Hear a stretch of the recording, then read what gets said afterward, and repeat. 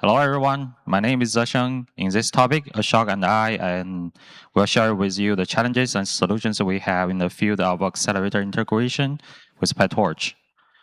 The agenda starts from the problem we encountered and our solutions. Then Ashok will introduce to you the backend optimization, the device agnostic APIs, as well as the efforts to promote the establishment of reliable quality standards for backends. So let's get started. A noticeable trend in AI framework is when projects like PyTorch in their early stage, they usually integrate device-related code or logic into the main repository to enable back-end device support. This choice speeds up development, reduces the workload of project setup, maintenance, and distribution. PyTorch incorporates a dispatcher mechanism that assigns a unique key to each backend.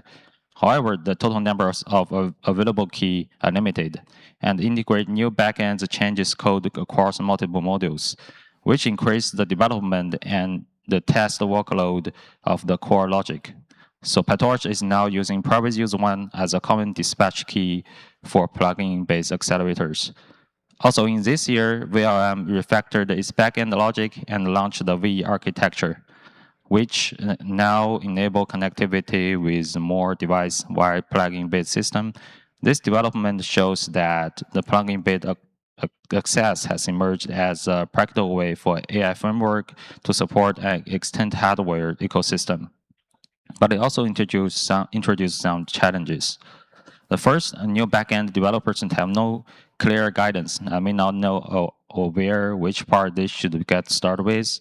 Second, the upstream community lack vision of downstream, so upstream feature development or refactoring often cause incompatible changes. After integration, they might not be aware the full scope of verification required and which specific level their integration work actually belongs to. For users, there's no clear guidance that code running smoothly on one device will work on another. To address this gap, we propose a suggestion to the community to establish a unified integration and test standards for backend device in early this year. In January, the community established an exploratory group in charge of this topic. In June, we accomplished the improvements of CI testing infrastructure for Torch NPU and Intel Gaudi and established the formal working group. Currently, FlagGyms has also joined to build the test process, and the upper layer application like TorchTune, TorchTitan has also integrated to the end-to-end tests. At present, the work of working group mainly focuses on two aspects. First, reduce the complexity of backend access, including adding more device-agnostic APIs. Second, ensure the quality of accelerator integration via CI/CD. Provide an official step-by-step integration guide and incubate quality standards of accelerators in the PyTorch ecosystem. The integration mechanism based on private use 1 dispatch key, we have achieved a comprehensive capability improvements for multi-modules such as AMP, autograde, and distributed. Now after a new accelerator completes the access work, they can basically obtain functionality features support like other entry backends. However, after that, users still need to explicitly import the backend accelerators in the code, such as import Torch NPU, but some users doesn't want to. Therefore, we have implemented an auto-load features. When users import Torch, the system will automatically identify the corresponding backend. This feature has already released in PyTorch 2.5. In terms of quality, we have split the job into two parts. One is unit test that merged into the community's core repository, and the other is the end-to-end full integration testing in an independent one. We have developed the OpenRag as a mock based on the CPU backend and implemented some mandatory constraints of the backend accelerators in unit test running with PR checks. Whenever PR is raised, the test will run automatically to prevent destructive interface changes. We have also used OpenRag as a code example to provide developer with comprehensive integration guidance, standardize the PyTorch backend access method and APIs used. Some chapters has already been launched. You can view them on the page built on the main branch. Next, please welcome Ashok to introduce device agnostic APIs.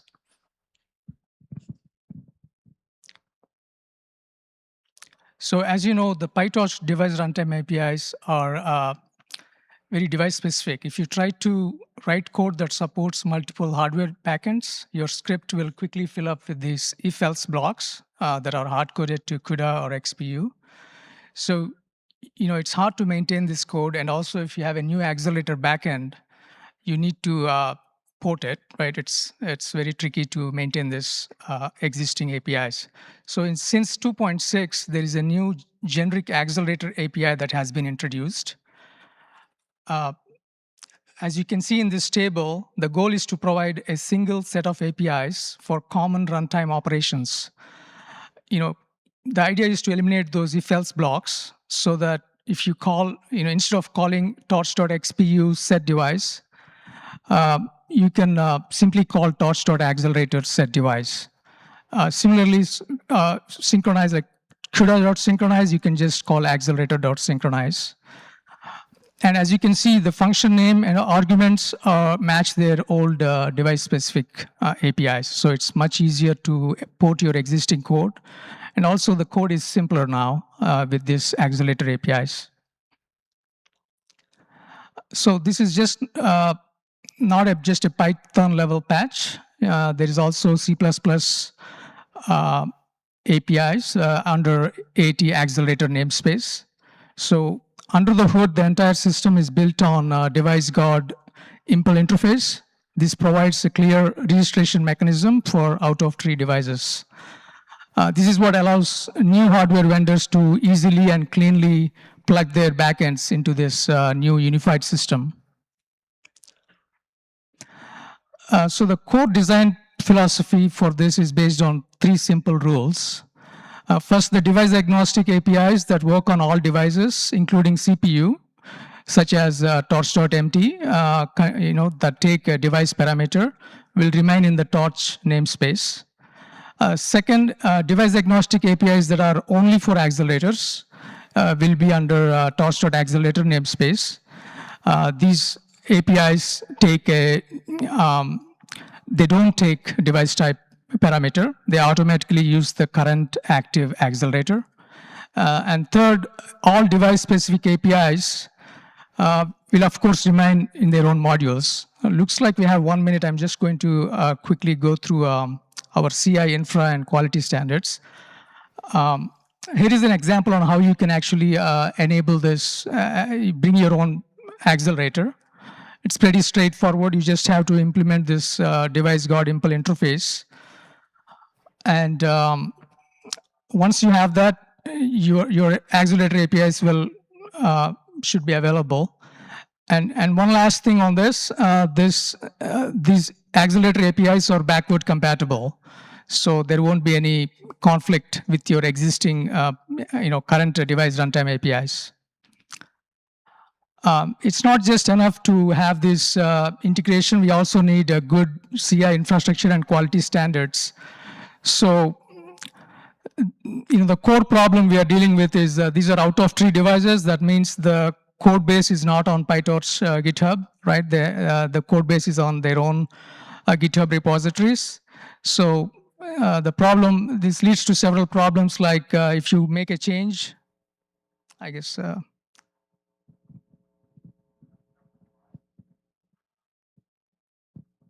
Hello, can you guys hear me? Okay. So we are building a new independent CI infrastructure that provides proper integration tests and end-to-end model validation. This is our basis for new accelerator quality standards. This avoids, version conflicts, inconsistent testing, and frustrating user experience. Here is a simple GitHub Actions workflow. On the left, you see if a developer opens a new pull request on PyTorch GitHub, this will automatically trigger a repository dispatch event, which kicks off a separate workflow in the plugin or the accelerator repository. And this CI system then builds PyTorch and all the participating out-of-tree backends, like Torch NPU and Intel Gaudi. It runs the standard test, including compilation, unit tests, and most importantly, the torchbench validation, so that we know that there is nothing broken or performance is consistent. The most critical part of this design is that it does not block the main PyTorch CI, which is important for this out-of-tree backends. And this new CI system is the technical foundation for our new quality standards.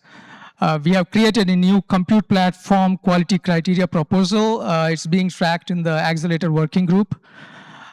This allows us to create a scoring mechanism where we can classify different levels of accelerator support, and it gives users much clearer idea of what to expect from a given backend. So what's next?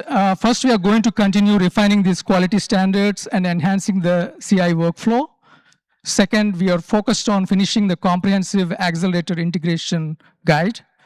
This will provide a step-by-step tutorial for hardware vendors to onboard their new devices, using our OpenReg reference backend. Please check that out. It's a very good reference backend design you can follow.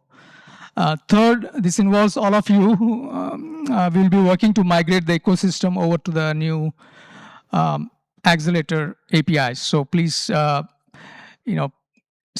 try to migrate your existing code to use this Accelerator API. So when a future backend becomes available, Accelerator becomes available, your code will just work. This is a community-wide effort. So if you're a hardware vendor or just interested in making PyTorch work on more devices, please join us.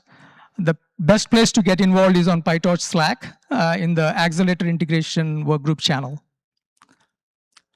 And thank you. And we have some.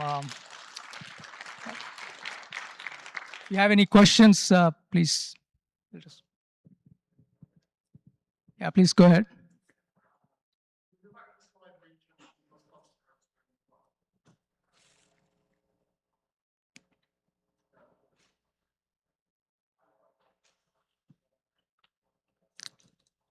Next one.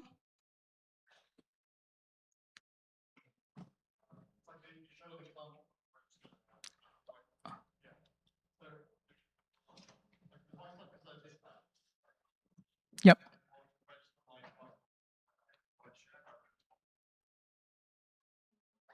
I can't hear you. Sorry.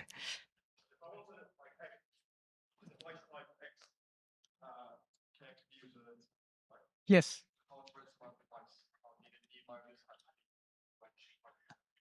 So in this example, XPU is a dispatch key.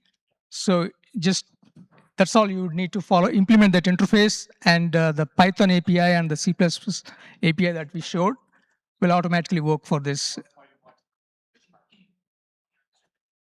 Oh, yeah, private use one. Yeah.